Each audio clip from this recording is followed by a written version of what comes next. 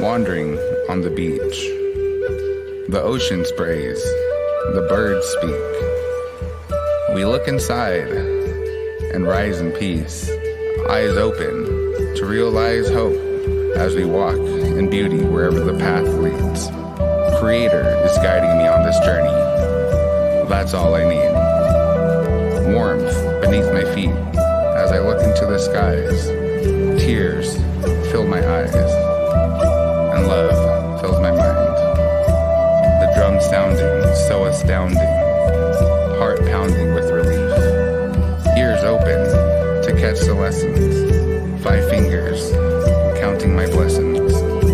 I believe with time and effort we can achieve.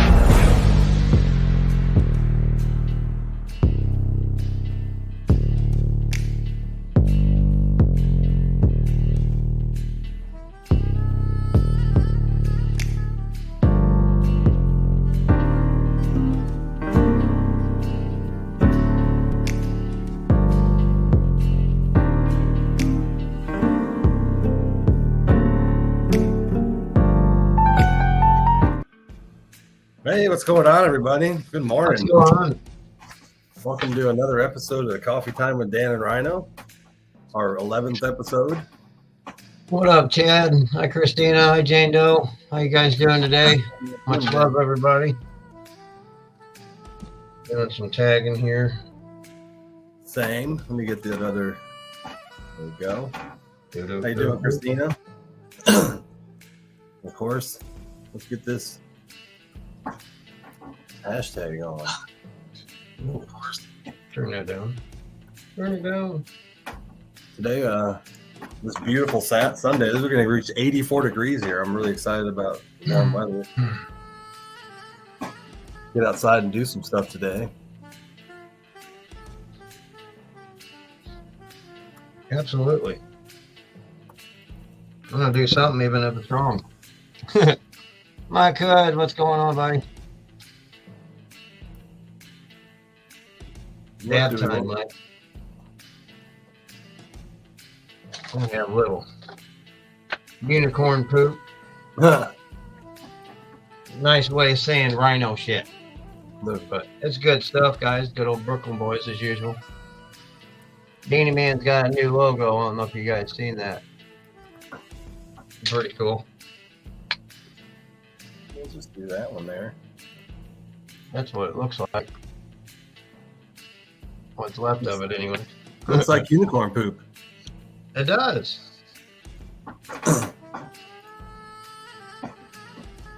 My stepmother, she was kind of a curvy girl, bigger girl. She said, "Rhinos are just unicorns with curves." Oh, this is the what we're going to be giving away today. This is it. This crystal right here. This is the Learn from Mistakes hashtag. It's actually a Buddha crystals, so it's actually pretty cool. Oh yeah. I got a few of them. I actually got this one too. This one's pretty cool. This is part of my personal collection. The yin and yang.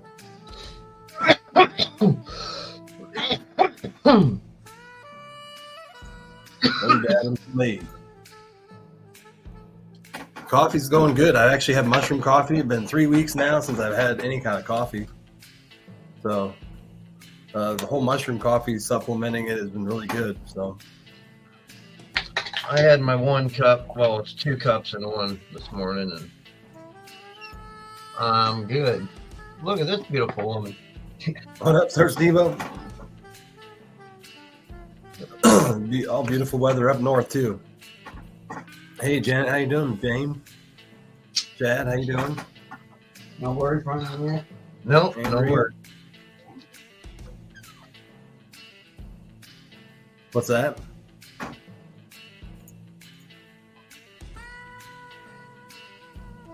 But today we were actually going to talk about learning from mistake, which is actually everything and everyday thing that we all experience, and we kind of forget that we learn from those mistakes every day. Absolutely. I'm a mushroom gardener, so I make a lot of mistakes. When you start growing mushrooms, you make a lot of mistakes, and I realized that you learn something valuable from every mistake you made in mushroom gardening. You don't do it again. So the same thing applies to life too. Absolutely. Well, baseball players, whenever they play a game, professional baseball players anyway, and probably any of them, but still professional baseball players, whenever they make mistakes and errors, they call them in the game, they'll go back and take that, watch that replays of those errors and learn what they did wrong and how they can do better to not make it happen again. So the good thing is, what I use is that same scenario with life is, if I make a mistake, I just, I take an inventory and I look at it and say, hey, okay, where could I have done better? And take a lesson out of it and move forward. And not beat myself up, be gentle with myself along the way, because we can sure beat ourselves up by making a mistake. It just doesn't mean we're bad people. It just means we had a bad moment, so shit happens. Hi, Kathy. Hi, Nick. Hi, Jeremy. Hi, Janet. Hi, Madison. Hey, Kathy. Hope y'all are having a wonderful, blessed day.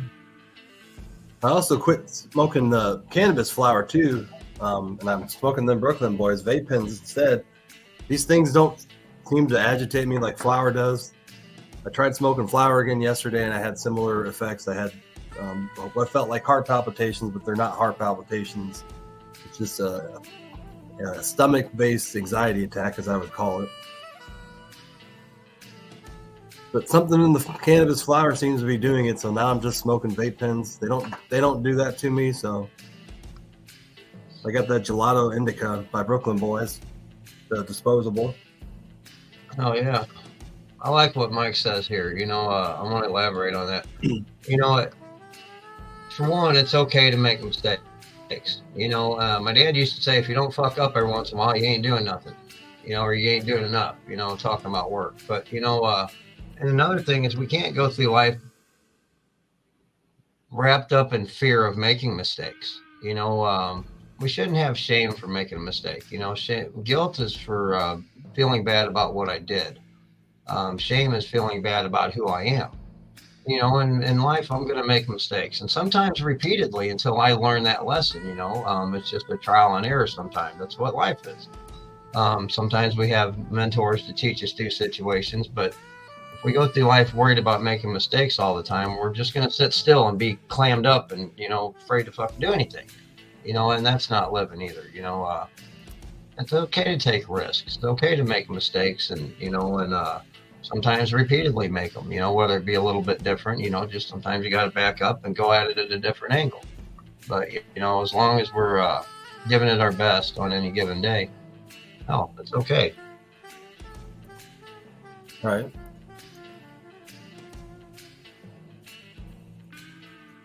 Tagging in the few more people.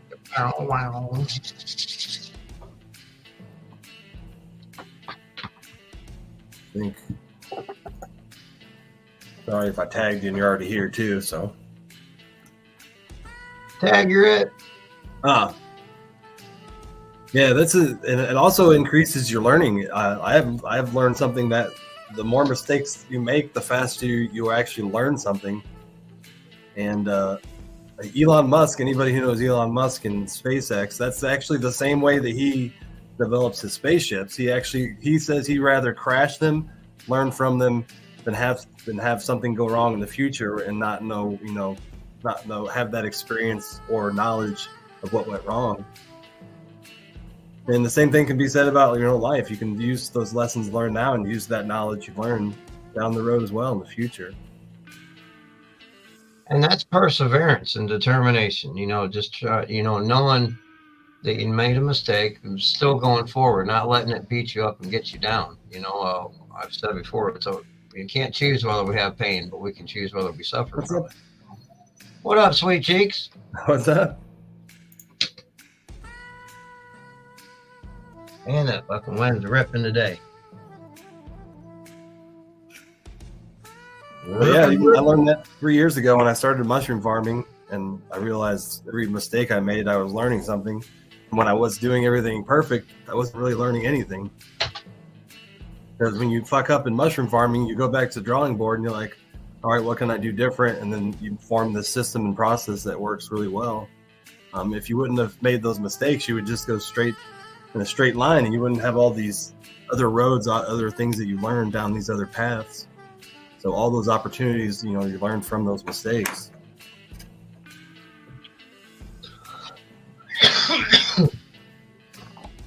Yeah, the learning process definitely isn't linear. And,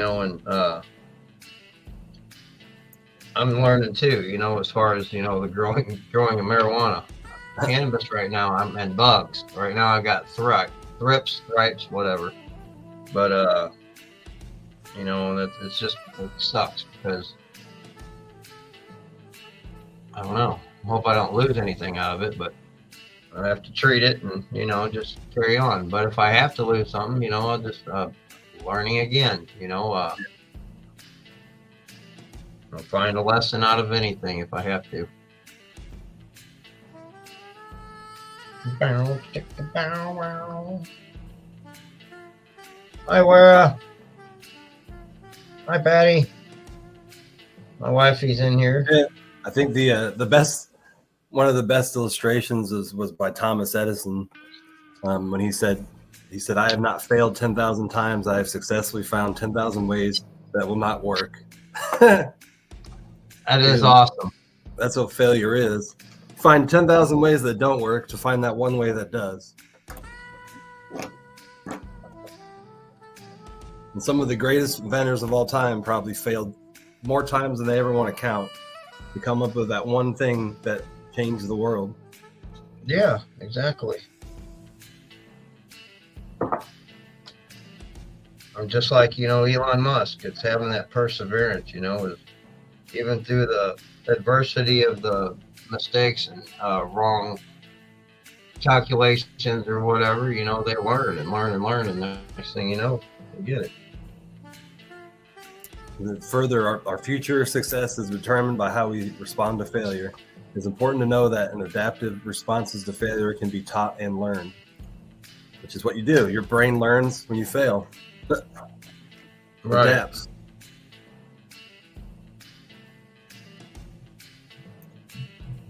And sometimes the failure leads to better opportunities. I know a lot of people who were part of a restaurant had really good jobs, and this restaurant closed down, and every single one of them ended up with better jobs. The universe just gave better opportunities, and especially when you think you're part of something that failed, sometimes that failure leads to better opportunities down the road. Yes, sir. When one door closes, another one opens. Just matters what you do when you're in the hallway. Yeah, there you go. Hey, what's going on, Karen? Good morning, Wara. Hi, Karen. Feeling great. I know I'd slept really good last night because I actually remember some of my dreams. And if I remember my dreams any night, that means I slept really well. That means I went into really deep sleep. I got my new fight from Scott Burns yesterday or the other day. It looks like it could be a lot of different things. A snake, Rasta colors, Sherlock style. well, that's pretty cool. Hi, Pam Ossett. Just got done cutting the backyard. I'm going to cut the front yard later today. Did you see any snakes? That's what I'm always worried about this time of year, is running over snakes, and I don't want to be killing a bunch of snakes. What up, Mike? Yeah, Patty just got done cutting the front and side. Snakes, whether you don't like snakes or not, they keep the mice out of your house, so don't kill the snakes. But I did find a snake in my house on springtime. He was underneath my grow light. It was like literally a snake the size of a worm. And he found his way down in my basement and found my grow light, and he was trying to get warm under it. Freaked me the hell out. I'm like, what in the hell is in here? Nobody ever wants to find a snake in their grow tent. No. But they typically stay out of your house. So I think he accidentally took a wrong turn. And Yeah, I found that heat. yeah. But I never have mice problems, and I always see a lot of snakes around my house. And never find mice in my house. So We have mice. They just cut down all these trees next to our house, and all the mice ran to us.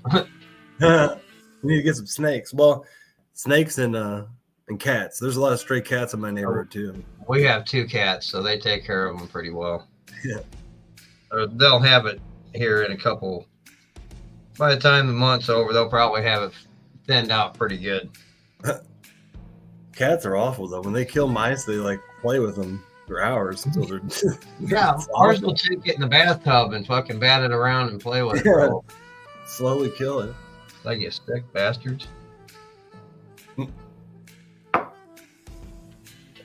Yeah, I'm in the chicken barn. Some snakes. Do snakes and chickens get along? I mean, I guess the smaller snakes that don't eat chickens. But I mean, if you were in Florida and you had chickens, definitely the pythons can eat a chicken. Yeah. I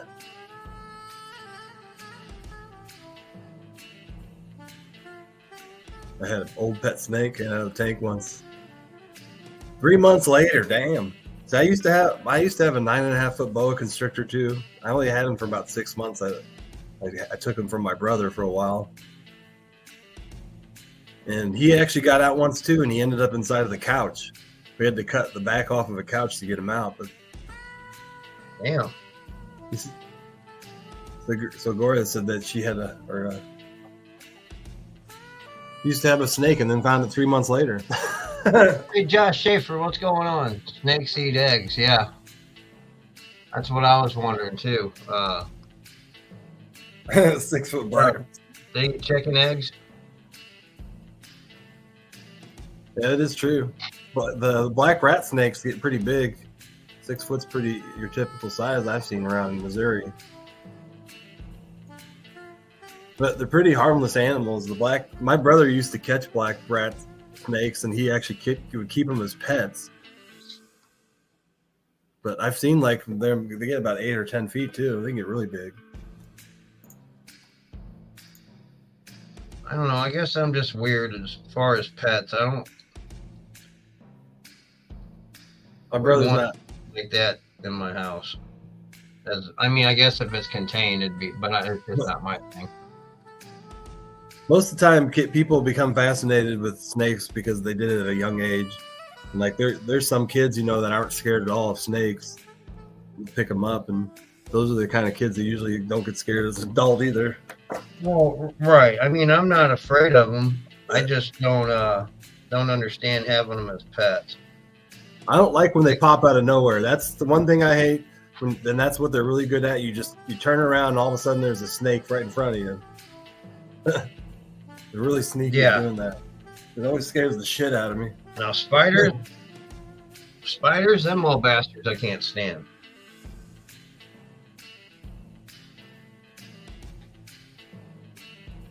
But you know,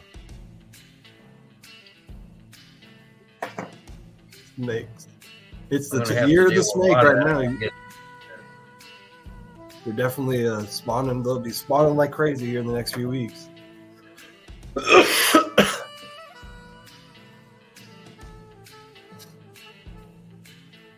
Especially, especially if you're a mom of boys. A lot of your boy kids, will pick up snakes and try to keep them as pets. Right. Look, Mom, look what I got. Can I keep it? My brother used to have the pet snake. He actually bought it with an ounce of weed once. I'm rolling it. Some guy. He bought us. It was a 9-foot boa constrictor. He bought it for an ounce of weed, and then he kept it as a pet. And I think he was 19 years old. I think he just liked watching it eat. Now, I'll tell you a story. The reason I don't Pretty like pointless snakes. pets. They don't really have emotions. Right. And that's, you know, I when I was back in my drinking days, I crashed at a buddy's house, you know, after drinking all night. And I knew he had a big snake, but I thought it was contained in a room and everything. It was a 10-foot fucking boa. And I woke up in the middle of the night and that fucking thing's crawling around. I'm like, that thing can eat me. I said, what the fuck are you doing? He says, oh, that's all right. It won't do nothing. I said, yeah. I said, I'm out of here. I said, have a good night. I won't do no more. Hell no! Name of the snake, Big Boy. I kept him in his cage. He eventually died, and we threw him in the Mississippi River. And I imagine somebody saw him floating down and was like, "What the hell is a 9.5-foot snake?" Because, like I said, they don't have any emotion. Like I never felt like I had it for 8 months that I ever got attached to it. They're snakes, cold-blooded snakes. Well, I mean, I can see anybody getting attached to any pet, you know. Yeah, but I mean, the snake doesn't return. Chuck loves the snakes. Snake doesn't return into emotion like a dog does. That's what I meant. For a while. Like you can tell that a dog has an emotion, but it's kind of hard for a snake. Can you cover this? So, I don't think he is. So, hold on, guys. Sorry. Josh, don't do the snakes either.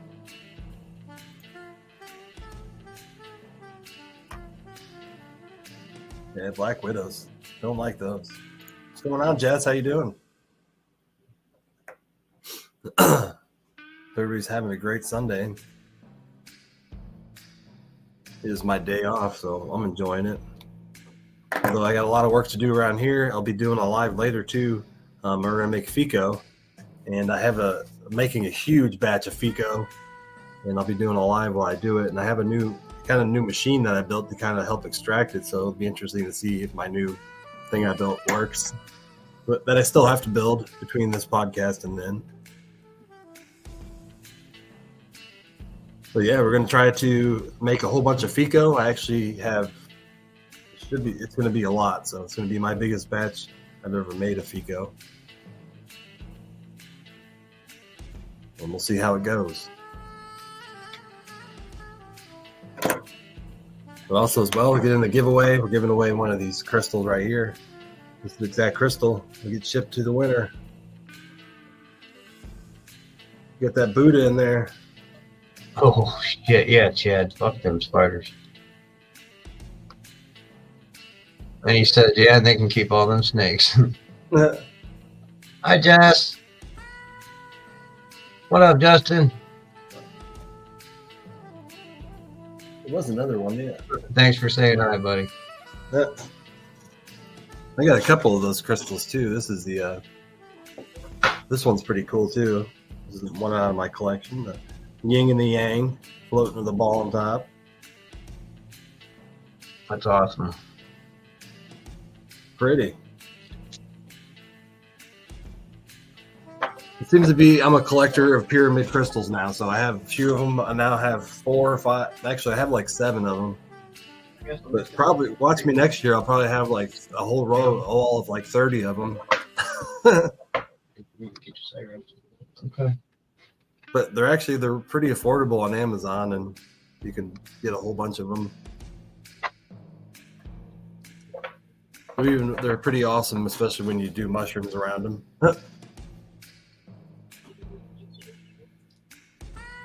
Because they do have certain elements in them. Sorry, guys, a little distracted here trying to roll up a doobie. Check out Valerie too, Valerie Thompson, for those other hard to come by crystals like this one. Yeah, she's awesome, people. This is the red obsidian, so it's actually a rock. Somebody carved the skull out of it. It is awesome detail. And they got that big heart, the heart rock from her too. It's OJ something. What's that say? I can't read that word, but it's some kind of rock. Some hearts. 'Cause I am a rock. I'm on Misfit Island. Okay, I'll stop. And speaking of crystals too, I actually I introduced It's somebody. not going so well, Jane. Oh, I guess I never asked you either. It's the hardest thing in the world to do. It is. So I definitely feel you.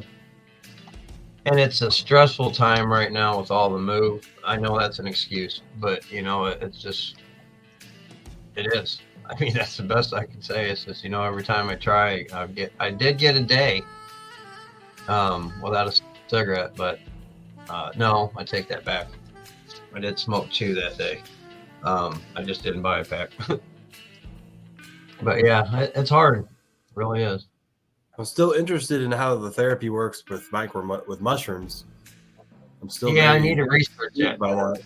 And the science shows that it works. I don't know how they do it in these studies, but they're like at like 70 to 80% success rates when they give people 1 dose of mushrooms. But I'll try it again. I'll get there one of these days. Shit happens. Trying, like I said, my goal still is to quit by the time I'm 50, and that's next month. I got a month. May 11th is my 50th birthday. Man, you know, and thinking of that, you know, and in the topic today, learning from mistakes. A lot of you know I'm a recovering alcoholic and addict, and you know, and that's one of the things I got to do in my recovery is I got to clean up the wreckage of my past, which I made a list of all the people I had harmed, all the things, bad shit I had done, through working the steps, and I learned about why I drank, you know, and why the things I was trying, you know, because I had shame because of the mistakes I made. And, you know, we got to be careful because, you know, shame, like I said, guilt is something I feel bad about for what I did. Shame is something I feel bad about who I am. And that's not healthy. You know, it's okay to have guilt, you know, it lets us know that we're doing something wrong. But to sit in that and have shame over it is, it's toxic to us. Especially our mental health, you know, it can send us into a depression mode. But, you know, that's the thing, you know, like quitting smoking. I don't beat myself up about it because I'm like, you know, shit happens. Just get back on that horse and ride it next time, you know, and I'll get there eventually. And that's what looking at my past, I got to look at all that stuff and I made amends wherever possible, except when to do so would cause more harm, you know. I don't want to go tell somebody that I got, that I stole something from, you know, they're probably still pissed off and hate me, you know, it could create a fight, you know, I don't want to harm them or me, you know, so it's just, you know, you got to be careful. That's one of those things you can make amends, you know, from your mistakes just by not doing the same shit you used to do. And when I do make amends, I don't go up and say I'm sorry. I do that when I bump into somebody in line or if I step on your toe or something. I make a heartfelt amends, and an amends is mending a relationship. You know, I was wrong. You didn't deserve that, and I'll do my best not to do that again, and be that person. It depends on what it is, what that last part says. You know, if there's a way I can make it better, you know, sometimes we need to make amends financially or whatever it may be. You know, I'll say, hey, I owe you a few bucks. I know it took a while. I apologize. Here you go. Stuff like that, you know. And whatnot.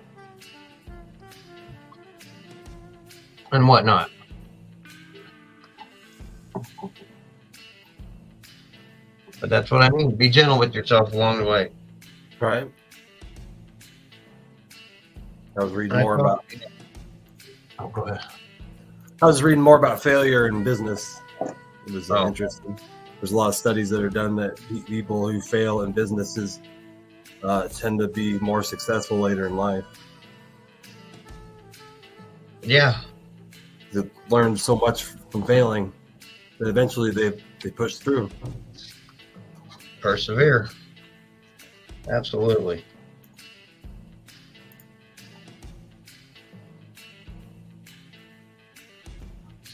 It's interesting. Dad also used to say, it's not a fuck up if you can fix it. Right. Yeah, the brain seems to respond in a psychological way that you can't control that really is helpful. Okay, I think I'm out of pot. Out of pot. I think so. Did you just roll a Rasta log? Not completely. I got a Rasta log and I got a couple buds left.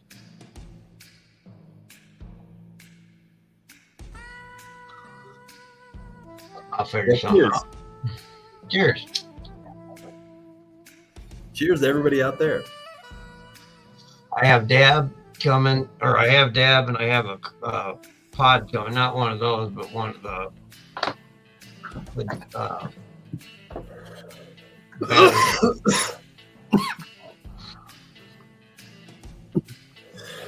Hi, Deb Rose.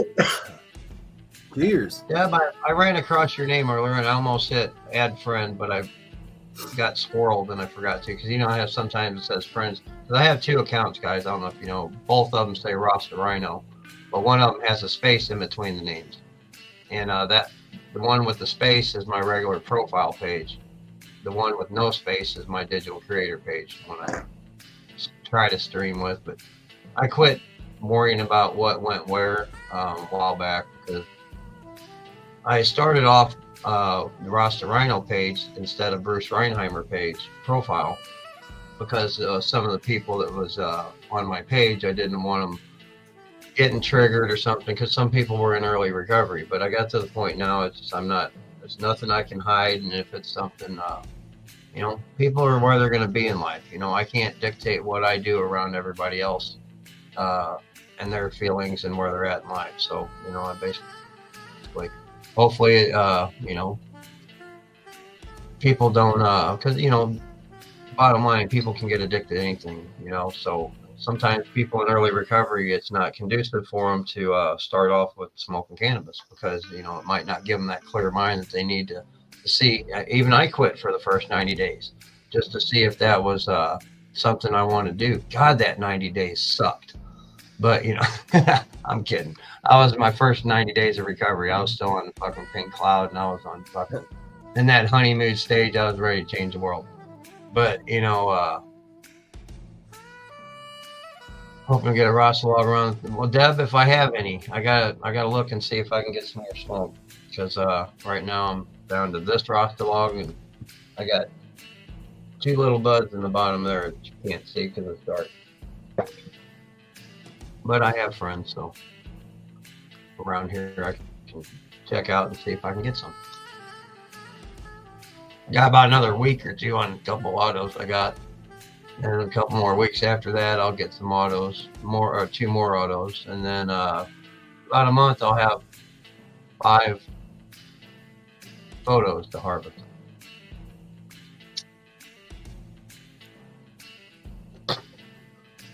But I'm trying to get to where that harvest, I'm not going to probably get rid of much of that, because I'm going to have a transition where I won't have a grow during the move. Right. So between that and whatever I here next couple days, I'll probably put in a couple more photos in the bloom tent. That way I can fucking get bootleg Rasta logs. Oh yeah, Mike, they are nice. I've seen them. But yeah, they oh yeah, then I can put some more in, hopefully here. And see, it's kind of iffy, depending on what I can do. almost want to just start a couple more autos, but I don't know. I have to see how it goes. Might have to just buy for a little while. Now you were talking about worrying about people seeing your profile that that would judge you. Mm-hmm. My boss actually mentioned last week that there are actually people who have asked him, do you care about what Dan talks about on his profile? And my boss responded to him, yeah. I mean, he's like, sometimes it makes me cringe when I talk about magic mushrooms or something, but he says that he understands that it keeps me passionate. When that passion, he can see the passion come into, when I go into my work and do my job for him, that passion comes into that area. And it made really a lot of sense. And it made me realize that, I've attracted these things in my life by being honest and open about stuff on my profile. Because people do worry about that. I've worried about when I talk about magic mushrooms, whether people will judge my boss's business based on that, but right. I think sometimes out there, just better just to be honest and open, and the universe will bring, what you want into your life. And that's what, is so important about being open and honest about it. It'd be one thing if we were sitting there using it for a party favor, like when we were younger, but we're using it medicinally and we're trying to bring awareness, and awareness brings research, and research brings education, and education brings more awareness. And, and it's just, it's a better thing. It's a rough road in the spot we're at with advocating for cannabis and psilocybin, or it's just that any psychedelics, as far as recovery goes. And it's a pioneer trail, and it just like they did back in the what you call it, civil rights movements. I mean, it started out rough, they come in women's rights movements, different stuff like that, and it takes a process to get to where we're at now. And I think it's a lot farther than we were, but we still have a lot of fucking road to fucking travel. I think my boss is more open-minded too, because his brother committed suicide in 2018, and I've actually had like serious conversations with him, with my boss, about how magic mushrooms saved my life, and he's always thought that. He's like, I wonder if mushrooms would have saved his brother's life. Mike, I just read his comment. Yeah. He hates autos. He said, I'm part of the He-Man Auto. I grew an auto once too, and I never grew one again. I was like, this is the most disappointing plant I've ever grown in my life. And I never grew an auto again. Hi, Christina. Yeah, them last ones I got. The reason I'm doing autos because I had the seeds and trying to get the supplement. But if you can do the bit, the plants that you can control, grow larger. That's what I like to do. Yeah, me too. And the autos, they're good for a supplement, but and I only do it because right now I'm in a spot to where I'm trying to get stock for the move. But other than that, they're kind of a waste of time in my eyes, because you're putting all that time and getting maybe a half of what you would off of a photo. I mean, maybe probably more a like quarter. a quarter. Yeah, more like a quarter of what you would get out of a photo. I have had a quarter pound out of an auto before, but that's not an every time thing. Right. I don't like doing autos because you have a lot more control on the photos. I like having the control of the plant. You can manipulate it, do LST it, train it. You can't do that with an auto. Now, when I have the homestead, I think I want to grow a couple autos in the living room, because you don't have to worry about the light cycle.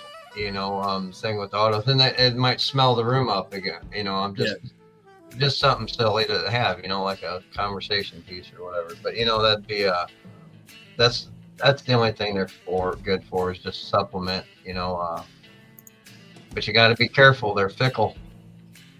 Tim McMahill, what's going on, McChilly? How you doing, my brother? I grew a 28 gram plant, the auto ones. That's the only auto I ever grew. There she is. Hi, Lynn. That's why I thought it was disappointing because I had a plant right next to it that grew like 5 ounces. You know, I'm like, you look at the auto and then the photo Right. plant. You're like, I'm gonna grow this photo Same plant. amount of time, same amount of nutrients, you know, same amount of dirt. You know, it's like, wait a minute, what's this? Something's not adding up. High number 18, number 17, and high Hollycat number 18.5. And high gorgeous. Cheers. She's got her summer colors on. Got 90 grams off each auto. That's pretty good. Nice, Tess. Yeah, you can. You know, if you do it right and train them Strains right. right. I don't know. I just don't do a lot of training with autos because I think I'm scared. No, I have one before, but it was a low stress train. It wasn't, you know, nothing. I wasn't bending and all that shit. I just pulled the fucking stems out, which I do that to the ones I got now. And I'm hoping to get a couple ounces out of these two. They're Nancy's own. Excuse me. Goodness. Just tell Mike it's time to learn a new skill. When gardening gets boring, learn a new skill, and it re-excites your gardening. That's what I've learned. If you're growing stuff gets a little too boring, and try to learn a new skill, and that brings excitement back into it. That's why I kind of want to grow outdoors. I want the challenge of that. I've never grown marijuana outdoors. It may re-excite my joy for it. Hey, didn't I just see you? I'm right here. Oh, not you. Yeah. Shit. There you are. Yeah. Just got that pack of 34 mangoes. I got that nice, peanut butter right? apples growing in by Mythic Genetics. I'm about to transfer it into its home. It's got a nice root system. It's probably about a month old. Huh. And now I remember how you doing, Sunshine? And now I remember how slower it is to grow from seed to clone. I always forget how slow growing from seed is because I grow from clones, and clones are always just super aggressive growers. Mm-hmm. I think Mike complains about the same thing. He's like, growing from seed takes another month. Yeah, it definitely cuts off that first 3 or 4 weeks. Yeah. Hi, Karen. How you doing, sis? Storm, you just cloning cleaning house. Right Cloning on. is hard to do. It definitely took me a long time to learn how to clone successfully, and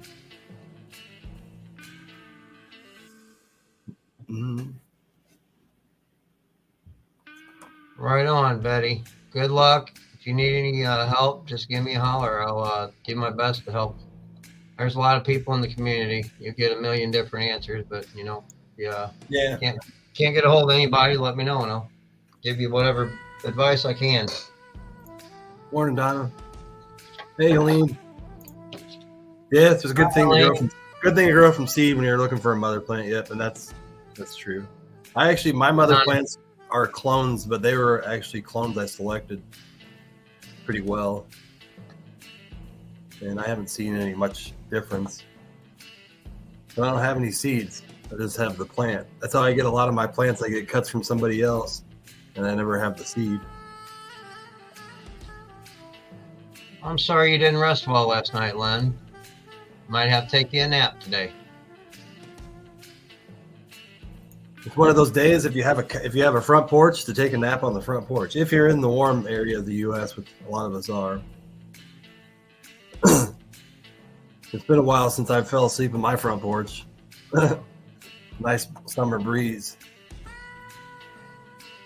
You're welcome, Betty. It's about outdoor garden season. You're right.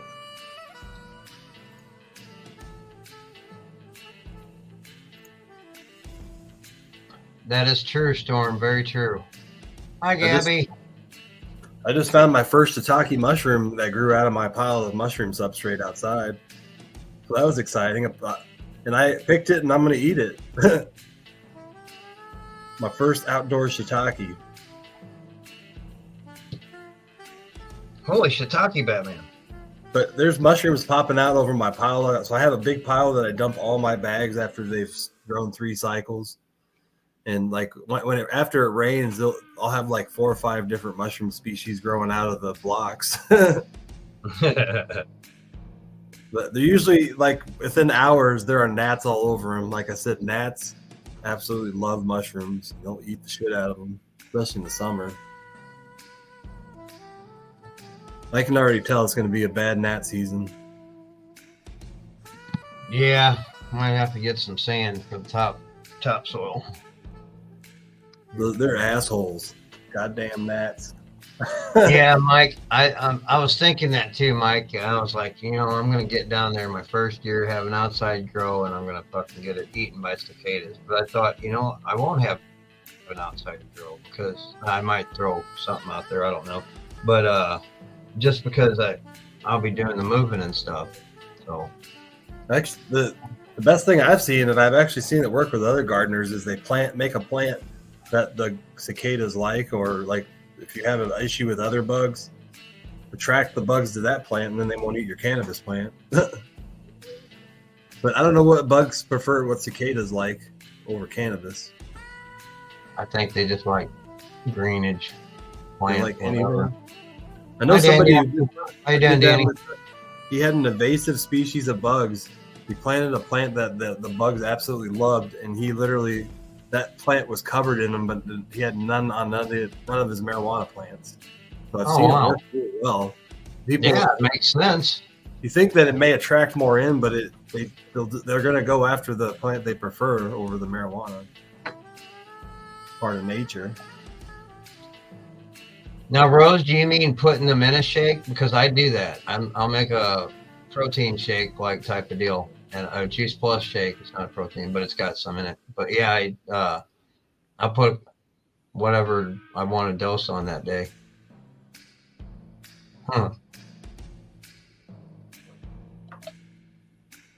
Or did you just mean the shake? Because the shake, I don't like it. If I'm gonna eat it, I like it to be chunks, and that way I don't get caught in my teeth as much.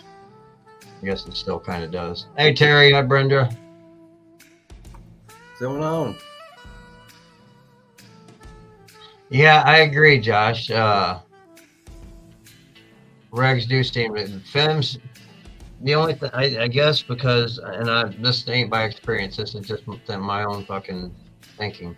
I'm thinking because you've already messed when you got films, you've already messed with genetics, and anytime you're trying to clone genetics, it's like doing a copy of a copy, and then a copy of a copy. Eventually, you're going to have some problems down the line. But you get a good mother plant from a reg, you can clone that bitch all day long. I agree with that, but I also agree that genetics come into play. If you get, because I've been cloning that Ophelia for years, and I have not seen any decrease in its genetics. So I think, did it start out a female? Or the femmes, or were they regs and you had to hunt a female? I found the seed in marijuana. I bought it at the dispensary, so it should have been feminized. Well, sometimes if it's good genetics, Yeah, and if you get a really superior genetics, I think sometimes. You've never had any of them herm ever? I did, but that was because I had light leaks and I took care of it, or other issue that had nothing to do with genetics. Right. Yeah. I haven't found a seed in any of my marijuana for a while. Once you take care of light leaks, which usually is the issue, you may have forgot to close a vent hooding or tent or something, and lights leaking in. And then you have strains that people have bred into themselves over years and years and years and years, and those are hard to breed with. Now, there's a word for that. Mike Hood, could you possibly remember what that word is? Not stable. I mean, yeah, it's stable, and there's nothing wrong with it, but it's hard to breed with because it's so dominant within itself, I think. And Alex Jordan explained it to me. Somebody tag Alex. Yeah, Mike should know too. But in case Mike can't think of the word I'm trying to think of, but I know he knows what I'm talking about. Mike's, smart and growing. I just don't know if he might be having a blank like me. I know usually when people put me on the spot and ask me a question or for a certain term, I'm like, fuck, you wouldn't ask me. I could have told you.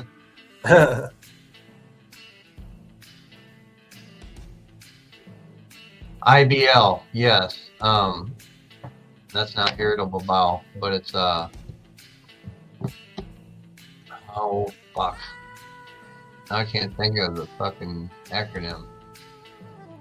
Well, if you do from clones, you can just grow the plants longer. Like sometimes I veg my plants for like 4 months. It's something like inbred lineage or something like that. You can get really big plants if you veg them for 4 months. Oh yeah, definitely. And I veg mine kind of long, just not months, but I mean I veg them sometimes over 6 weeks. Sometimes they accidentally sit around for 4 months because they don't have the time to just put them into flower. Like I neglected my garden. That's usually my case. With my job and the mushroom farm business coming first. Yeah, it's my job, then my mushroom business, then my cannabis grow. It goes in that order of importance. So sometimes the marijuana grow gets put last. I was right, inbred lineage. Cool. Thanks, Mike. I knew you'd come through, brother. I knew if you didn't have it, we'd ask Alex. Between you two, or between them two, those are my two go-to people. Just because I've seen, their knowledge, their experience, their knowledge, and stuff like that. They're just smart people when it comes to growing. There's another one, Josh Schaefer, right there. Yeah, all that stuff I don't really know a lot about. I never got into the F1, F2, and all the genetic cloning and that stuff. I don't think I've seen this name in here. What up, Butternips? What's up? Welcome to Coffee Time with Dan Rhino. Appreciate you coming in. I feel like I've seen the name. I mean, it takes me straight to Buttery Nipples, the shot. That's my alcoholic mind. So even though I ain't drank in 10 years, I still do that shit. I remember that, but I think I used to drink that. Buttery nipples and slippery nipples. I think it was the same thing, but they were sweet and they'd fucking get you fucked up. Hi, Rose. Yeah, I used to drink a lot. At the end of my drinking days, I drank a lot of White Russians and Rumpelmints and Goldschlager. Hi, Candace. How you Never doing? a good mix. Try drinking Rumpelmints and then drinking some White Russian. Never mixed as well.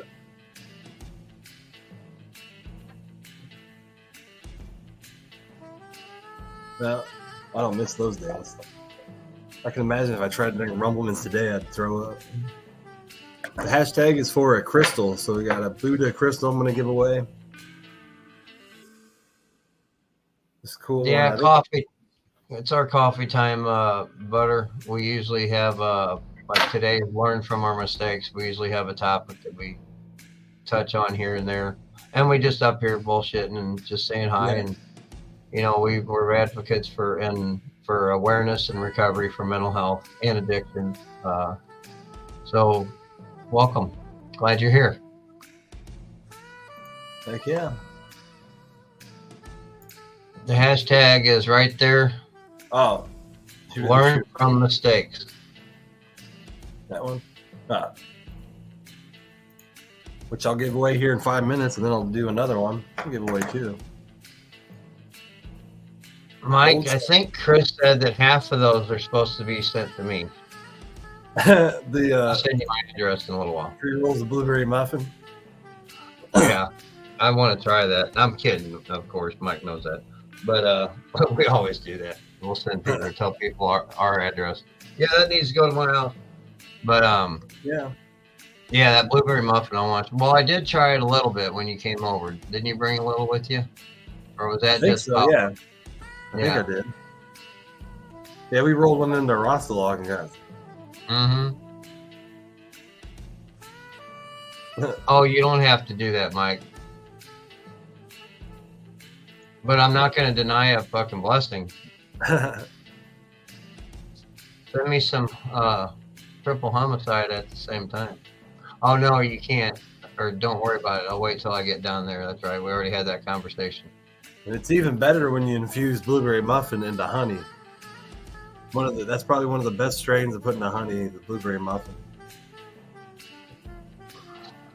Yeah, Like- now I had the blueberry muffin fucking honey, or I don't know if it was the honey. Yeah, it was because I haven't had any of the coconut oil.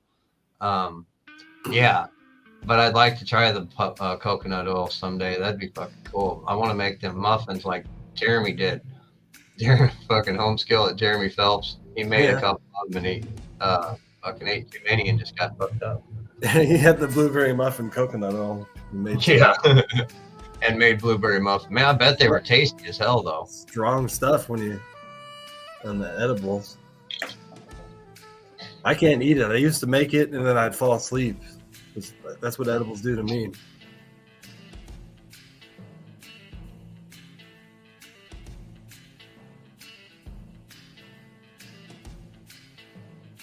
Heck yeah, bachelor's in LC. I don't practice. I was a substance abuse counselor, Candace, and I got out of it for a lot of reasons because the jumping through the hoops and what they have to do to help the person. So as a person in recovery myself, I just share my experience, strength, and hope, in hopes that it'll help somebody in return. But I don't claim to be a professional by all means anymore. It's just, yeah, I went to counseling. I had my degree. I had my CADC, my MHP, which is co-occurring disorder, or CODP, co-occurring disorder professional and certified alcohol drug counselor. But all those were just lived experience anyway. So I end up using it as a veteran person for recovery rather than as a counselor.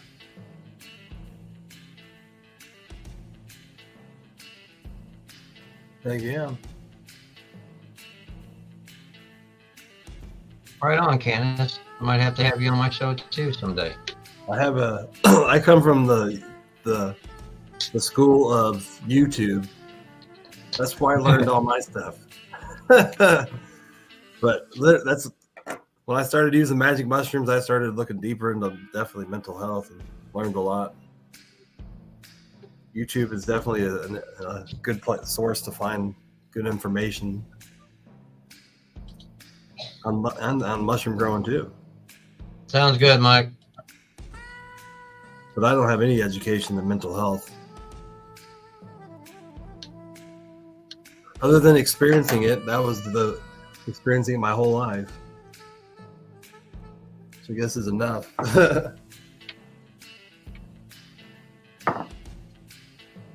Bipolar and PTSD. Same here, Candace. Yeah, we'll I have have to do that bipolar. one of these days. I also have bipolar, but I have with bipolar with ADHD. Which it's a lot more. I actually wonder what my diagnosis. If I even went to the doctor now, I probably wouldn't even have enough of the symptoms for them to diagnose me with bipolar. Because you can actually, there's symptoms you have. I think the doctor, you have to have like 6 of the 10 symptoms to be diagnosed with bipolar. Yeah, they go by the DSM. Yeah, and I think I only have like 2 of them now. Still deal with mania and some anxiety.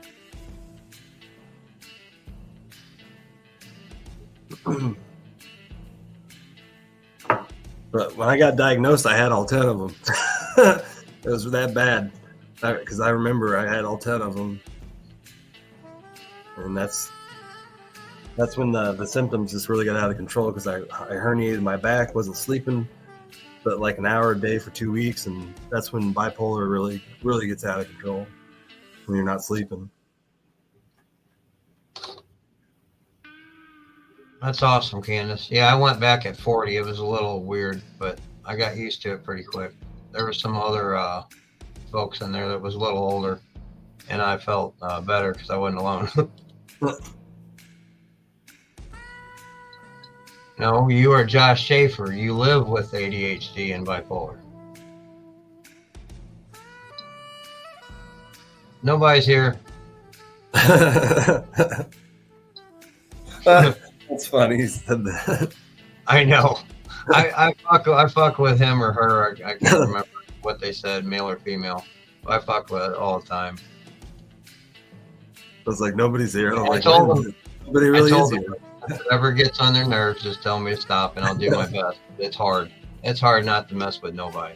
I mean, you could probably think of a couple good puns and jokes to do with that name. Oh, I do it all either, especially if he wins. I'm like, well, nobody wins.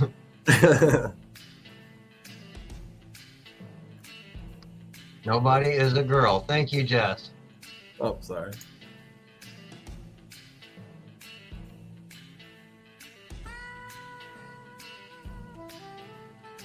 Sleeping, huh? I wish that we have more products on the market for the CBD base for kids.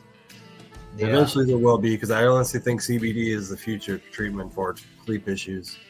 And I try to advocate it all the time. I'm like, people take CBD. Try CBD before you ever go to a doctor if you have sleep issues. But I know it's still a lot of ethical stuff about giving it to children, even though I think it's perfectly fine. There's parents out there giving their kids THC, so in some states. Candace, if you go to this website here, they have all kinds of trainings. Now, I'm not sure where you're at financially or whatever, but it does. You can get like for 2 years, you can get unlimited CEUs, continuing education units. I know you know what that is, and you can get them unlimited for, I think it's like $75, but it's for 2 years, and they're accredited through whatever state, whatever across the U.S. So if you want to check that out, you can go in there and get any kind of CEUs you need. If you're keeping your certifications up, it's a really good place. I got a lot of stuff out of there when I needed specifics, you know, because for CADC, the addiction counseling, I had to have adult or adolescent and women specific courses, and that's where I found those. They have all kinds of different stuff in there. I don't know. If I hear of anything else, I'll let you know. I'm just out of the loop. I have been since 2021 or 2020 actually, when my dad got sick, and he was my last client because I did case management too. But you know, that's just it's a good place to go. Check it out. CBD helped a friend of mine's kid too. He was having behavior issues, and they gave him CBD drops, and like these behavior issues completely disappeared. And now he's been taking it for a couple of years now, and he's a lot better. So not only does it treat muscle disorders, but it also treats and help treat behavior disorders. Very good. What's going on, brother? Hi, Dano. Yeah. Like Mike said, that's why I would say there's still a lot of ethical and things about it because it is illegal in some states. Smashley Huffman. What's going on, Seth? How are you today?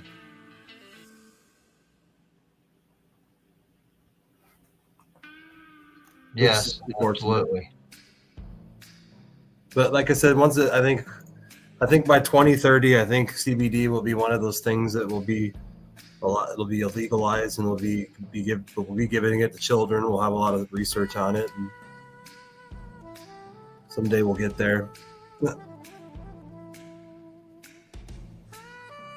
I think we do need a lot more research on it too. There's just a lot of research that's lacking because of big pharma.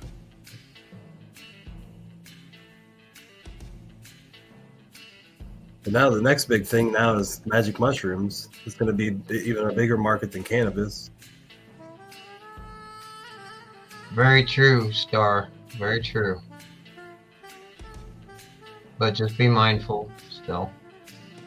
I'm still interested whether they're going to legalize mushrooms before marijuana, because it almost looks that way. Yeah. Now the research of magic mushrooms almost surpassing the research of marijuana. Well, and I think the reason that is, and this is me speculating again, is because, you know, so many years marijuana's had the big stigma. It's been out there in the public. It's been in the face of everybody, you know, drug wars and this and that, and blah, blah, blah, yada, yada. You don't hear a lot about mushrooms. You really don't, or psilocybin. You know, maybe the psychedelics like MDMA and Molly, all those things like that. And but yeah, you know, you don't. That's because they were used blatantly out and publicly as party drugs. You know, psilocybin not so much. Acid, yes, but you know, psilocybin there was a lot a lot of different studies years and years ago, but they quit, like you were saying, because of the, whatever it may be, why they quit. And then now it's popping up again, and there's more psychological proof right now that they're coming up with in the research. And this is, again, speculation, is why that is coming up quicker than marijuana. This doesn't have a stigma. Johns Hopkins is using, they've spent $60 million to build a research facility to study the human brain using psychedelics. They believe that psychedelics are the key to unlocking the brain's potential and all this other things. But but cannabis doesn't do that. So that's why I think that magic mushrooms may jump in front of it, because the research is very profound, and it's kind of mind blowing how profound it is. That's how we found out serotonin exists. We actually found out serotonin exists because of the discovery of LSD in the 50s.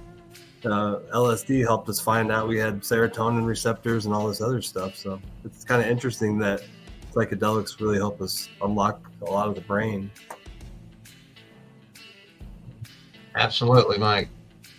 Everybody's an individual, and it's like, even we go to pharmaceuticals, Prozac might work for me, but it might not work for Dan. It depends on our body chemistry and stuff like that. So it depends on how much, the dosage and all that stuff, and even strains, so it just depends on what works for that individual. Find what works for you and stick with it. If it ain't broke, don't fix it. Broke or harmful.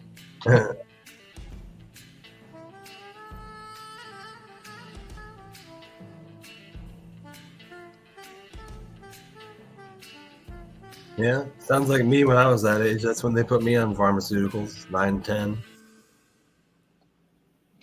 And guess what? I got worse. It didn't get better. That's what's crazy about the 90s pharmaceuticals. We were giving kids, and even today, we give kids this medicine, and it's not making them better, and then we don't take them off of it. They just kept giving me more pills. We're like, well, this pill didn't work. It's making them worse. Let's give them this other one. Mm-hmm. Well, this ain't strong enough, so let's put one on top of that one. Why don't we go back to the drawing board and be like, this stuff's making him worse? Instead of, it might be the actual medicine. Yeah. Vicious cycle. And that's why I mentioned earlier on a different podcast that there are doctors who believe that bipolar is actually caused by a magnesium deficiency as a child. And they have some proof to back it up, some science, but I've never looked deeper into it. But yeah, there might be something happening as a child, maybe lacking a nutrient or something, and that's what's causing behavior issues. But they don't treat it that's what Western medicine doesn't treat it that way. They're like, oh, we're just going to treat the symptom instead of figuring out what's causing these behavior issues. Because behavior issues can even happen by being allergic to a food. A child may be allergic to a food and may have a reaction that may be behavioral. Yeah, Rose, I was just using that as an example. Just off the top of my head, it's pretty popular. People knew what it was. I'm off all pharmaceuticals except for my restless leg medicine, which I got to take because I got the fucking restless leg from all the pharmaceutical years of taking pharmaceuticals. Good morning, Alan Schaefer. Red dye, all those artificial dyes too are horrible. There are tons of children that literally have artificial dye. They're allergic to them, that have behavior issues, that are on big pharma pills. That literally, if you just cut out the artificial dyes out of their life, the behavior issues would disappear. And that's why it's horrible that we live in this Western medicine of world where we don't try to correct that. Instead, we're making our children worse by giving them these medicines. But it's break it right down. It's in our food.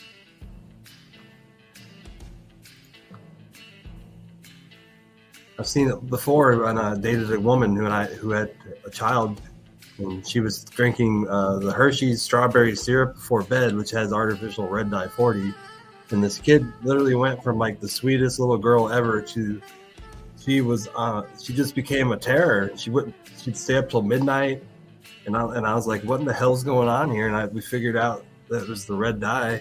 Cut the red dye out of the child's diet, and the kid completely went back to normal.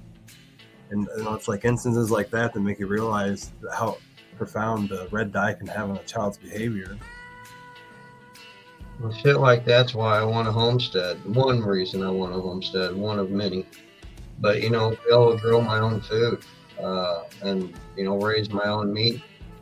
Sure, I'll have to buy stuff here and there, but, you know, it's just, it'd be a lot easier and a lot better and healthier.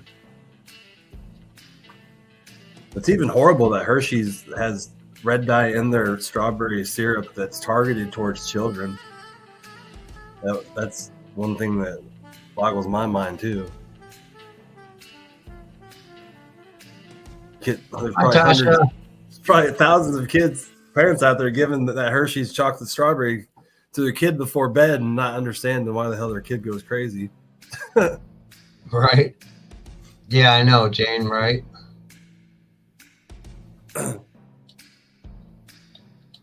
Hope you're doing well, Tasha. By the way, let's give this first one away. We got 53 entries.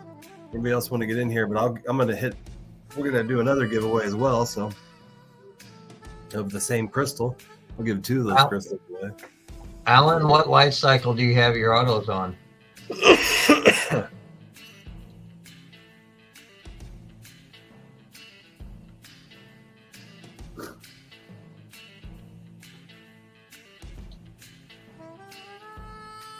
Never heard of the blue dye or heard anything about the blue dye, but I've heard of it. Yeah, I told you I had that. I watched. There's a podcast, a TED Talk online, and it was a neuroscientist. She broke down all 4 dyes, and she shows what behavior issues happen.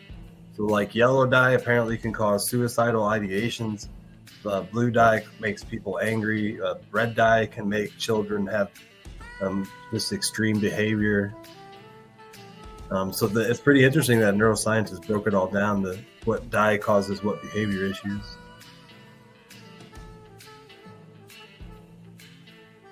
But it is. Okay, never mind. It isn't a government experience. They're petroleum-based dyes, so they're actually made out of oil, and obviously it's not very healthy for a human to eat oil. And the government thinks it's okay for us to. Now other countries have banned it, but. It's really California is the first state right now that looks like they may ban the dyes, and I think the rest of the country may follow. I'm glad it helps, Tasha. You know, I'm always here if you ever need to talk, hon. Yeah, that's what I do mine at, or I am right now anyway. Usually it's 18.6, but I was just curious. Let's hit this giveaway. Good luck, everybody. Oh, hell yeah. Good luck, y'all. Mark, good. I drink motor oil. Mark, we were, there you go. Congratulations, Loretta. Are you still here? Hell yeah. Golf clap. But Mark, me and, back in my drinking days, we was all drunk one night. We ran out of beer. And on the back of the shelf of my buddy's bar, he had a bunch of that Harley Davidson beer. And we're like, fuck it, throw some in the freezer. You know, and we threw some in ice and a couple in the freezer just to fucking get it cold quicker. And we couldn't wait for it to get totally Congratulations. cold. And congratulations, Loretta. But we ended up drinking that shit. And man, it was like drinking motor oil, I swear. It was just it sat around probably 10 years on his shelf, I'd guess. But we were drunk, didn't care. But we only drank a couple of them. We were like, fuck it, you know, we'll go without. Congratulations, she is here. And then make us pay $100,000 in fucking treatment to try and fucking get fixed. Yeah, I hear you, Josh. Yeah, for sure. Hopefully soon it'll be illegal. I said, usually California bans something, the rest of the country follows. Yeah, it was pretty nasty, Mark. All right, Star, how about count from now and then put a comment? We'll do that hashtag. My music stopped. Good vibration. Just downloaded some new saxophone music. There you go. All right, Yeah. how about now? What the hell, Dan? I'm not dancing with you. We got the saxophone music playing. I am not dancing with you, and if you dim the lights, I'm leaving. It's got good vibes, and then the saxophone starts playing. That may be too slow. That's more like I can't remember that famous saxophonist. Kenny G. Yeah, Kenny G. It's got the Kenny G vibe. 45 seconds. Wow. Maybe refresh your browser, go out and come back in. Sometimes that helps me.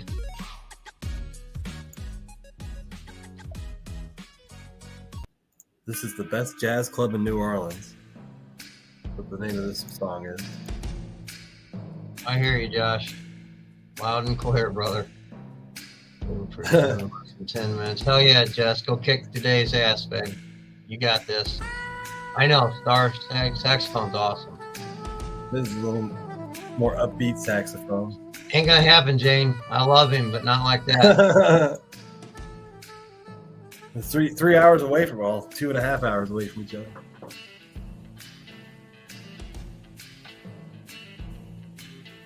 Wow.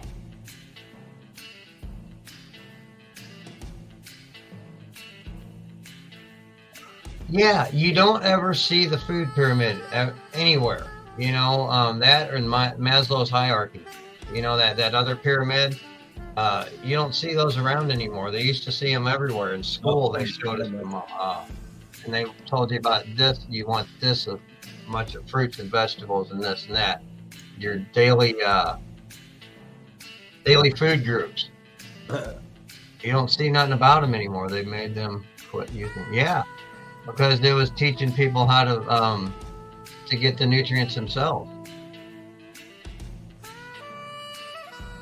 That's why I say just follow the Mediterranean diet. That's the Mediterranean diet is basically almost based off the food pyramid.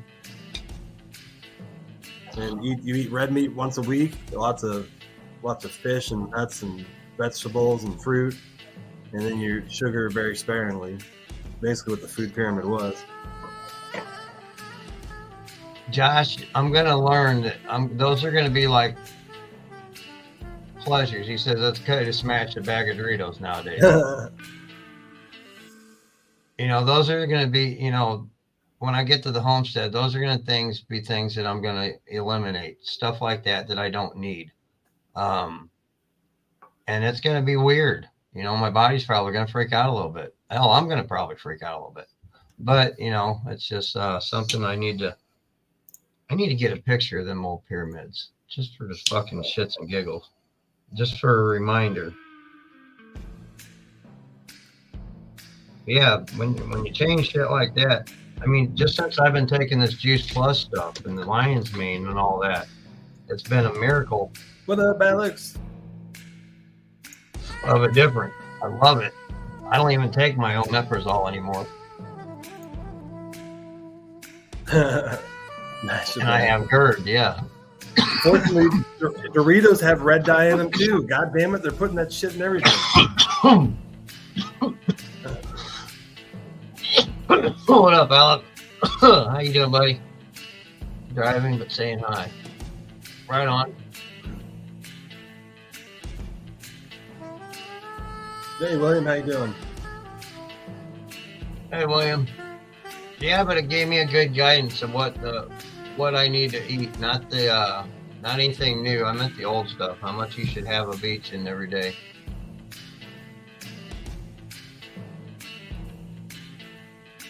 Heck yeah. Absolutely. That's what I'm waiting for.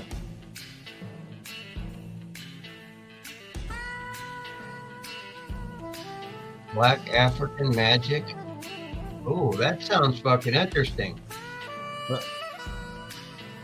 Paul Kurt's going on What's in the that, house. Paul? Come on, buddy.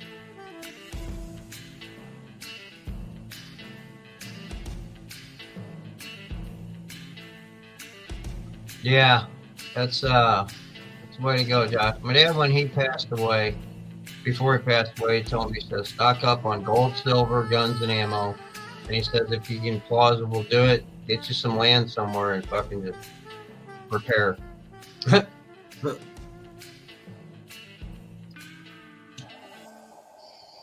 But make sure you sell your gold if they ever figure to discover it on another asteroid or something.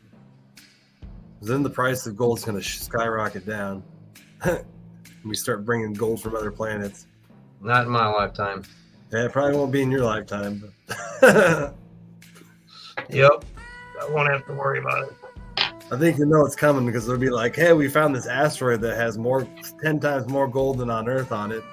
They're like, we're going to start mining it. Right. I will have a greenhouse and chickens. That's one of my goals, Star. We're not big on wanting a big house, you know. I mean, we want something comfortable living. You know, we don't want cramped, even though it's just me and Patty. But and the dogs and cats. But you know, we want something more for the land so we can grow. And you know, I'll be doing stuff like, well, kind of like Dan does with the farmers market, but down south. Just because I'll have overstock, you know. I'm sure that stuff, you know, I'll probably you can can so much, you know, but I'll also get rid of some just to help. Farmers market will help out with income, you know, supplementing the cost of the growing and all that stuff. So I'll trade you mushrooms. yeah, well, Some people that'll have be too. another thing, you know. I'll always be willing to barter and trade. Yeah, I tell people that. That's why I don't have to grow vegetables. I'd be like, I'll trade you mushrooms for your vegetables. And Right. there's a lot of doctors out there that'll do that. Well, we'll just have to meet up once a week, Dan, or once a month, Dan, and we'll swap supplies. Although I Illinois roads. put that on Facebook once, and I got banned for like 3 days for attempting to trade vegetables for mushrooms. I made a post about it once. It was years ago, and I learned how to word my words differently now. But I was like, that was the most ridiculous thing I've ever been banned on Facebook for. Right on, McChilly. I know where there's some land for sale. I'm in Illinois. I'm 5 minutes away from Missouri too, so I live right on the Illinois-Missouri border. I'm in Missouri almost every single day, or at least a couple times a week. 1 pig and cow a year, Mike. Something like that, you know. I mean, whatever, maybe 2. It depends, but yeah, something like that. I agree. And some chickens. Want some chickens? I like my chicken.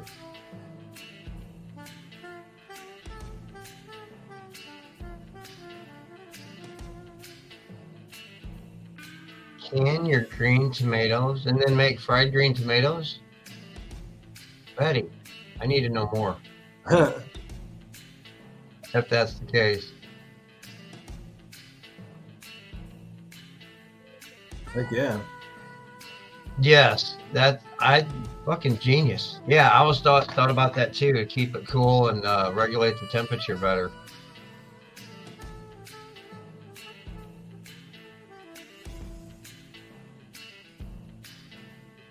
Don't kiss the chickens. Yeah, I won't. I'm trying to quit. That sounds like a new way to exchange viruses. So that's how they got the. That's how she got sick. She kissed the chicken. Got salmonella.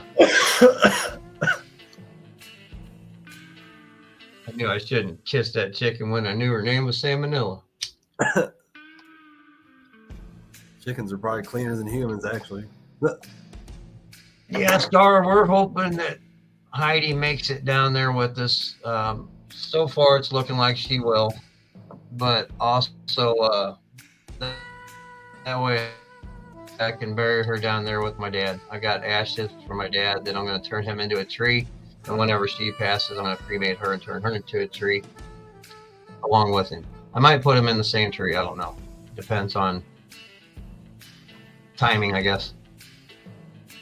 But I got all the time in the world, so don't fucking matter.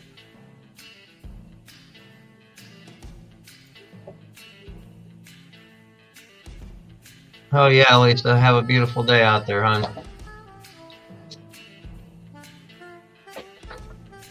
It is a beautiful day. I'm gonna go do some yard work. And then make some FICO later. Be right back. I'm not sure when I'm going to do the FICO. At some time, it may be 3 o'clock and it may be 6 o'clock tonight. And I'm going to do a live as well to make some FICO oil, and my biggest batch yet. And I have to make a new machine too. I bought a 4-ton press. I'm going to turn it upside down and use it as a compression press to press down and extract all of the oil out of the Everclear, because I'm having issues getting all the Everclear out of the flour, especially when I'm doing huge batches. 4.25 liters of Everclear put into, I think it was probably a pound and a quarter of larf. So it was actually some trim mixed with some actual buds. So there was actually a lot of cannabis I put in there. So I'm expecting to get a lot of FICO back.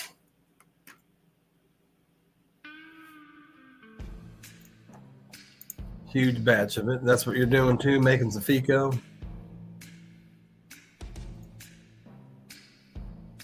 Well, I'm interested to see how this machine I built works using a 4-ton press. But I already have the pot that actually you squeeze down, and it'll actually extract all the juice out of it through a funnel. I just need something bigger to press on it, like 4 tons. Be like an 8,000-pound person sitting on it. But hopefully I don't need bigger. About a 4-ton press, hoping it was enough, because all the 8-ton presses have been sold out. Like everybody went to the store and decided to buy 8-ton press. Might have been a sale. What is considered a small batch, Danielle, though? So you may, like 2 pounds may be a small batch, or are you talking like more like ounce level?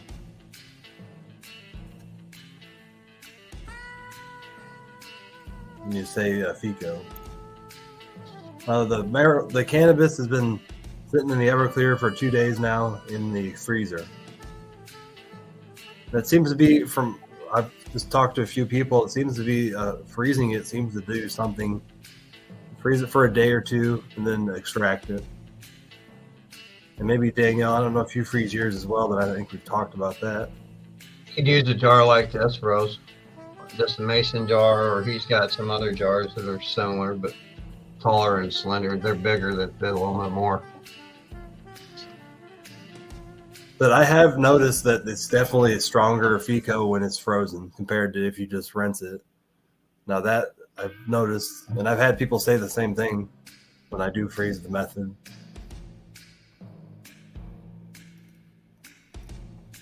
So something seems to make it. I just haven't found a really scientific answer for it besides the freezing freeze the trichrome heads off faster. Hi, Autumn. How are you today? Sorry, it sounded like fucking swing blade. Quarter pound. All right, then. Sound like them French fry taters.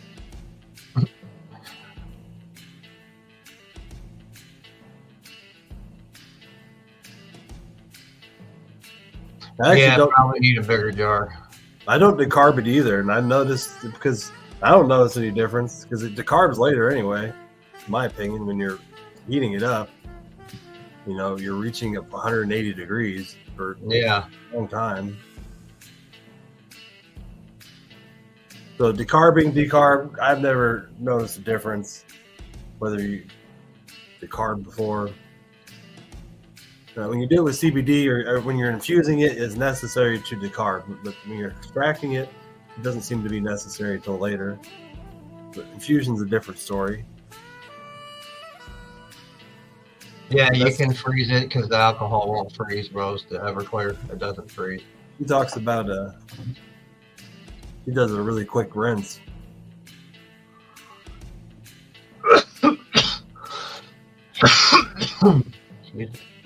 I actually I go to Hobby Lobby when they have glass sales. So if you go to Hobby Lobby when they have 50% off on their glass, you can get like glass containers for really cheap. And I bought a few tall ones there. I'll actually show you the one I use. Buddy gave me one of these for curing. It's I don't know how many ounces or how many quarts, whatever. So these are the jars that I buy when they're on sale. I have about 12 of these jars, and I stuff it completely full, and then I dump the Everclear in it. But I like these jars because you can actually put so much in it, and your fist fits in there. You can keep compacting it down, and push. You can fit so much cannabis in here when you're able to push down and squeeze it. Because when you extract it, the cannabis just has to touch the Everclear, and it's going to extract, everything it needs. All right. You can compact it as tight as you want, as long as the Everclear is touching everything, which it does if you dump it Everclear in there.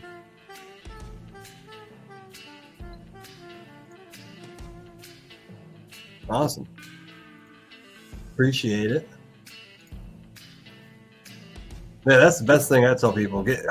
Follow the Hobby Lobby sales, because they literally have 50% off sales in like different departments every week. Which don't go in there when they have 50% off housewares, because then you'll want to buy every goddamn thing in there. You're like, it's so cheap, I have to buy it.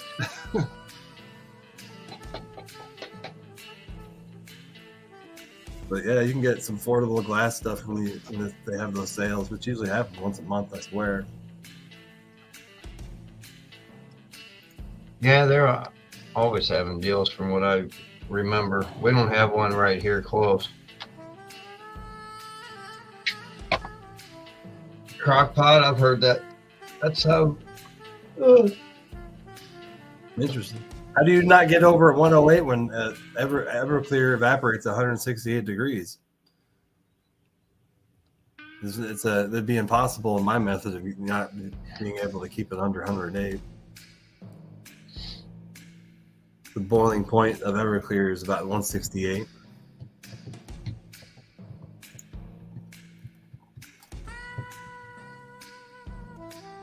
$70 degrees, Everclear vapors off. Well, I guess it starts to vapor off, but a very, very slow process. Yeah. It's all interesting how all these different methods end up making the same result at the end. Because I get a lot of compliments that the stuff I make is pretty potent. When I take it, it gets me too high. It's strong shit.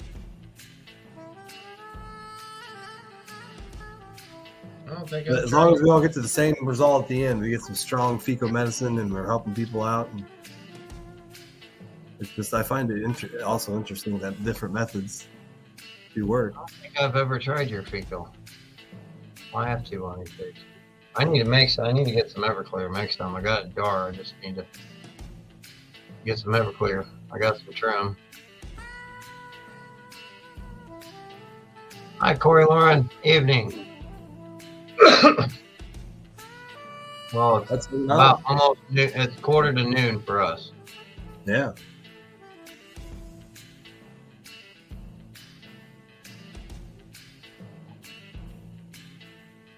But no, it doesn't freeze. No soaking. That's interesting. She's got me in my mind thinking how to evaporate Everclear out under 108 degrees. Storm, have you had RSO? Yeah, I'll be doing a live later on tonight when I make it, and I have in the summary, and usually during the live, I do an explanation of the difference between FICO and RSO. And I think it actually is right here. Let me look.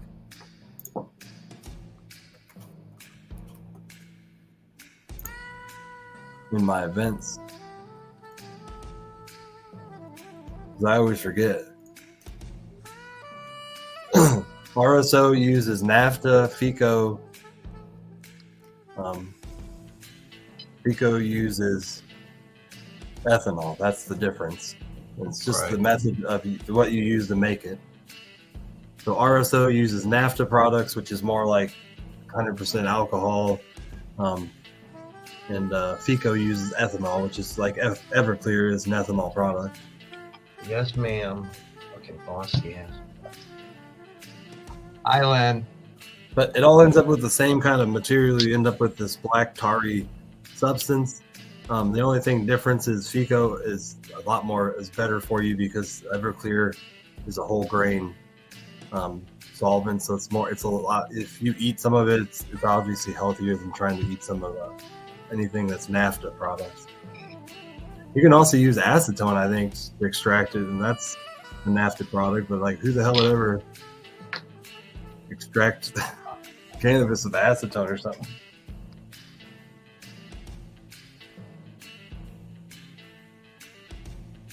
But also FICO, somebody asked what it's good for. It's the good thing that FICO is good for is pain management and sleep. Those are the two things that it really helps, especially if you're having a lot of issues sleeping because of pain. FICO really helps with that, and it also is really good for cancer patients because it also has the ability to help the immune system kill cancer somehow. I don't, and you'll have to research that more as well because it's kind of complex to how FICO actually works to help with cancer patients. Charlene, I don't know that he donates, but I know he gives a discount, like a 20% discount. What's on? Charlene is asking if you donated to FICO to cancer patients. Yeah, there's a 20% off on my website. Or anybody, veterans, cancer patients, or senior citizens. Hey, you could put your website up, Daniel. I'm actually interested. I've never actually seen your website.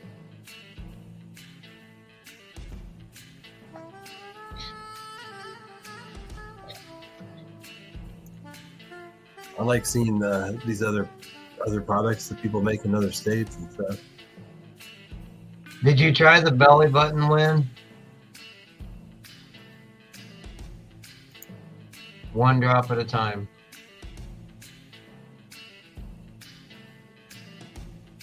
Acetone. Nasty stuff.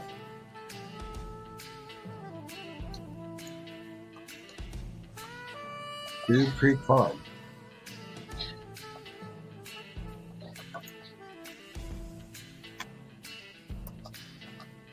In time, Charlene. That's one of my goals. Whenever I get to a spot where I get situated and settled, I'll be making FICO for cancer patients and stuff. But that's a little bit down the road.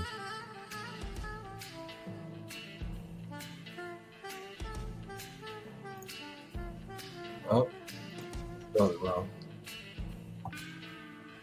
Dang stoners.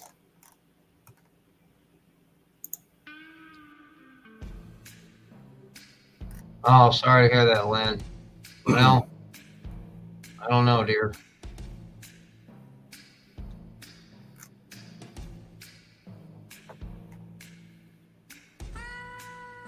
Heck yeah. You got a lot of different stuff on your website there, Danielle. Interesting. It's pretty cool. Well, that's an understatement. What's that? I said, that's an understatement. He said, I'm just strange, I guess. But you fit right in, my dear. We're all strange in our own little ways.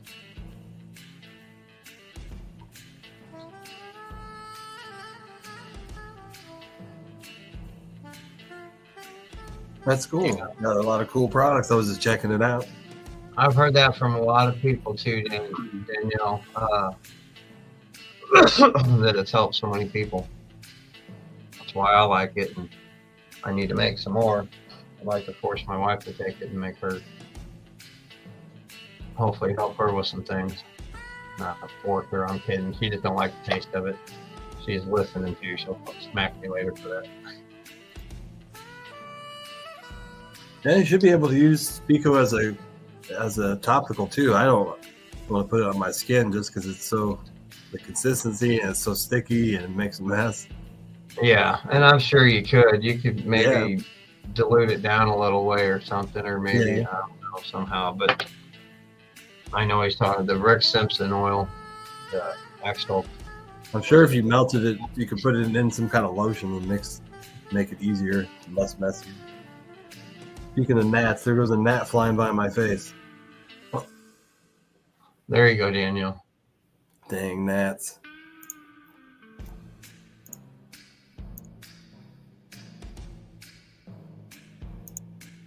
So Fico also helps you eat too. So I actually accidentally tried some of my Fico the other day, and then I got the munchies, and I ate some food that I shouldn't have. Good idea, of course. I know I thought of that before, but I probably just didn't think of it again. Also, that's the third thing that Fico does helps with your appetite, which is why it's good for people with cancer. I need to get one of them pill machines. Grapeseed, almond. What's MCTX? ETC is extract, I think, but what's almond MCT, Daniel? It's can't remember what it stands for, but it's really good. You'll see it in coconut oil. Danielle Lynn tried that. That's what I was asking her. She said yes, she felt nauseated all day.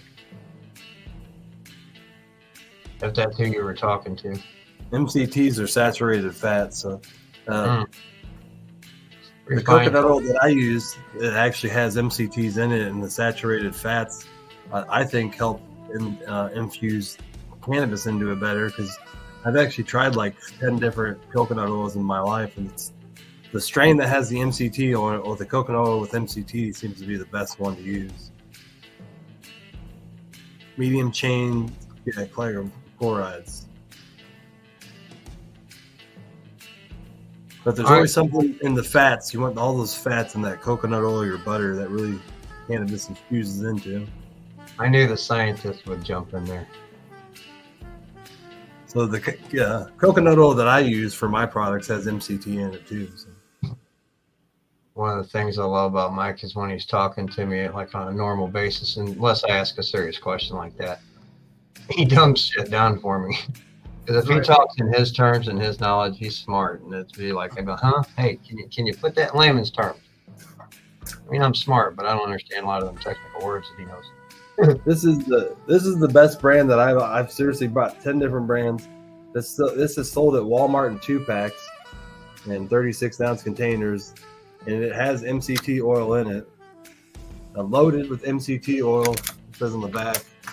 But this stuff really, and I've noticed, because I used to make a product for a lady who was very sensitive to stuff, and I changed the coconut oil that I was using to infuse, and she noticed it.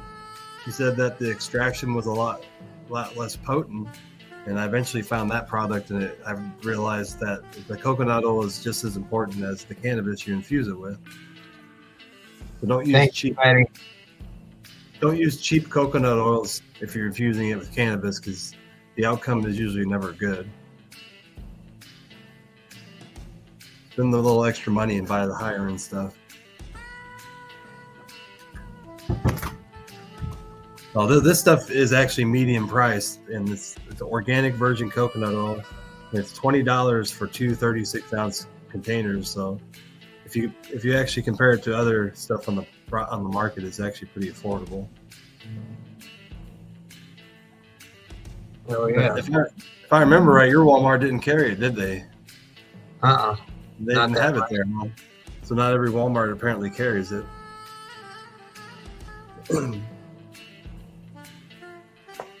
Oh yeah. Mushrooms making me hungry. That's good, Dolores. I'm glad it's something to help you eat. It's what cannabis is for me, and I still don't eat right. Bring that up there bigger. Oh yeah, it's 5 till, ain't it? Yeah, we were gonna end it at noon today, just for the fact that he had stuff to do and I had to go make this machine I got to use to extract this FICO. Yeah, this is the best they had up there. The Luann, Yeah, that wasn't the greatest, but it worked. it's not a bad brand, but I usually like to use the thicker stuff, and some of it is just watered down. It just seems like watered down coconut oil.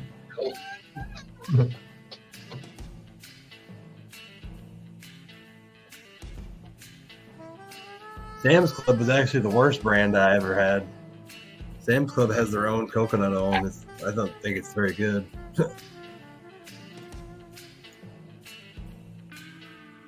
Bought it once and was disappointed.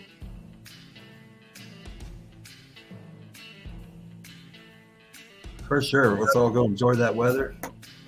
When you make oil, didn't you say you used fruit lecithin? Yeah, Or lecithin, sunflower lecithin.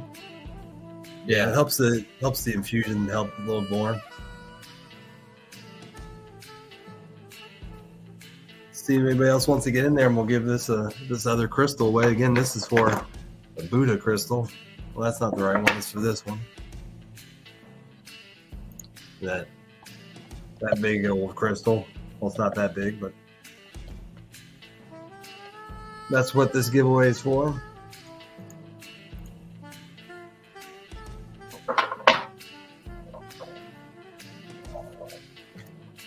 Stuck staining the porch. Well, at least your porch is going to look a lot better. Sounds good, Jeremy. you too, Lynn. I hope you have a wonderful day, you and the family. Have a good day, Holly Cat.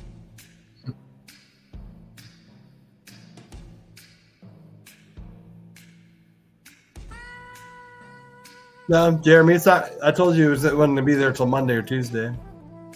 I never trust the post office either. So somebody last week said their postage was being sent back to sender, and it actually said that on their website, but it was incorrect. So a lot of the times, if the USPS has something wrong with their thing, it's their end. They just suck at doing their job. Jeremy, it'll probably be there tomorrow. That's what it says on my pirate ship. But I can only pick 3 to 5 day shipping. Sometimes I can't control how long it takes to get to you, unfortunately. No, UPS these days suck. Sometimes they get there fast. I'm like, wow, it got there to you in a day. And then I'm like, sometimes like it goes to the other side of the state and it takes 6 days to get there. I know, right? Man, but they're getting worse too. I don't know. Eventually, the post office is going to go out of business when they keep losing billions of dollars every year.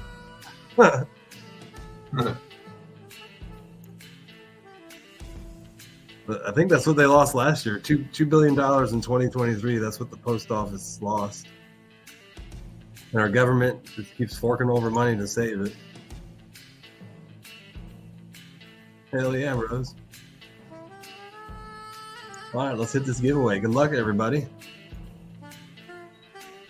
Man. Good luck, y'all.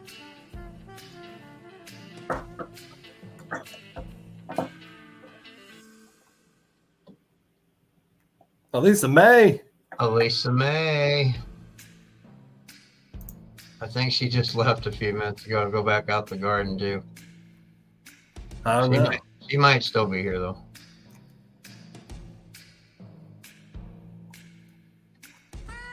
I don't remember.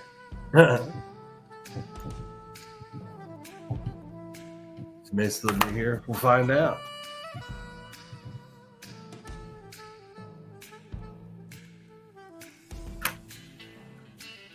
Congratulations. Plus, there's a big delay today. Cheers, everybody. Yeah. Star said there was a 45-second lag earlier on her end. I believe it. Oh, show me. I'm gonna give it to her anyway, just because she's in here all the time. If she's not in here. Right on. Yeah, she's an avid follower. Yeah, I'm just gonna give it to her anyway. but usually you do have to be here. But I feel like blessing her because she's an awesome person. She is. She does that advocacy talk, Dill's World or whatever, talking, advocating for parents that have children with autism. And, I think that's amazing, her doing that. And Well, we're going to send her some good vibes with that crystal. Yeah, I was going to say, she definitely deserves some good vibes. You too, Jane Doe, Star, Donna, everybody. You guys have a wonderful, blessed day. I'm glad you guys come in and hang out with us for a couple hours. And next week, I probably won't be here because, I know I won't be here because I'll be down south during 420 at an event, and then I'm going to be looking at some property. So I'm excited for next weekend, guys. It's going to be an awesome step into our journey in homesteading. So it's all in place as we go, guys. So, just be patient and work towards your goals and your dreams, and eventually you'll be living your dream. Heck yeah. Sounds good, guys. Well, thank you guys for stopping in and joining us today. Get out there, enjoy some beautiful weather. Go mushroom hunting if you're in an area to go mushroom hunting. Because it better not pick my property. I already did. Yes. Yeah, Star, we're gonna end the live now. We're got a bunch of stuff I gotta go do, but I'll be live again later today with with the Fico, and I'll be making a big batch of Fico, so I'll probably see a lot of you guys later. Absolutely. So you guys have a great day and much love. I'll end it with as we always do. So we'll see you guys later. You guys have a great day. Much love, everybody. Wandering on the beach, the ocean sprays, the birds speak. We look inside and rise in peace, eyes open to realize hope as we walk in beauty wherever the path leads. Creator is guiding me on this journey. That's all I need. Warmth beneath my feet as I look into the skies. Tears fill my eyes, and love fills my mind. The drum sounding so astounding, heart pounding with relief. Ears open to catch the lessons, 5 fingers counting my blessings. I believe with time and effort we can achieve.